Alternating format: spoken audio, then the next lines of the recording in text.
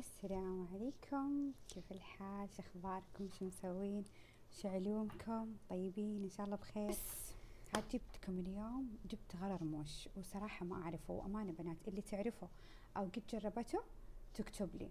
تمام.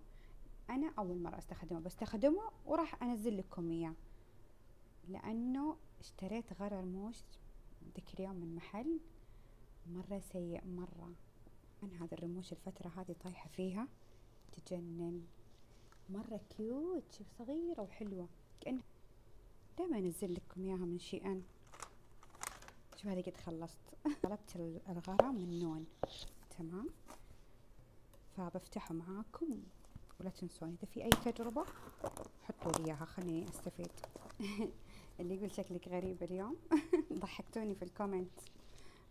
شكلك غريب خدوج. ايوه لانه هذا ما فيها رموش، بس فيها هنا، وهذه فيها رموش بس مو كاملة، عشان اركبها معاكم واوريكم نجرب الغرة سوا. كل هذا في الاخير غرة صغير ثابت لمدة 3 شهور.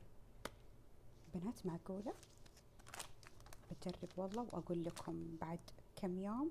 بعطيه انا 3 ايام، اذا قعد 3 ايام او يعني مرتب وحلو وما في لمعة وما في يمسك كذا وسخ، ما يخرب الشعرات، بقول لكم جو هيد.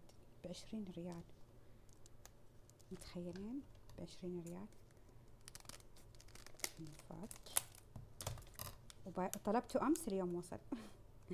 احلى شيء، بلا تروح اسواق وتعب وزحمه ومدري ايش، يجيكم لما البيت.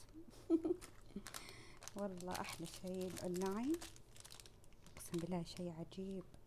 شايفين هذا؟ ترى هو كذا، اعتقد انه كم ملي؟ 22 ملي. في كيف القوام؟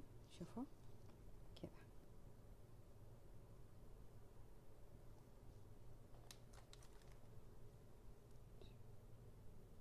طبعا كذا انا لما اركب مبدئيا يا جماعة حسيته ممتاز من خبرتي، يعني في الغرة سريع. شوف صدق يقعد شهر، 3 شهور مكتوب لصقة رموش 3 شهور. شوفوا طلبت منه 2 الحين من شي ان، طلبته مع الرموش. طيب هذا يجنن، هذا احفظ الشاشة اشتروا صدق. هذا انا جربته، ما يقعد اسبوع لكن مرتب، يقعد 3 ايام اذا اعتنيتي فيه يقعد. هذا راح بحط لكم عليه اكس لا احد يطلبه. مبدئيا انا حبيته للامانة، شايفينه؟ حبيته صراحة، احسه قوي، سعره حلو ب20 ريال، والله سعره حلو يعني. وشفتوا هذا ب8 ريال برضو. الحين بشوف الباقي شوي من الغرة هذا، بحاول اثبت كذا شوي فيه.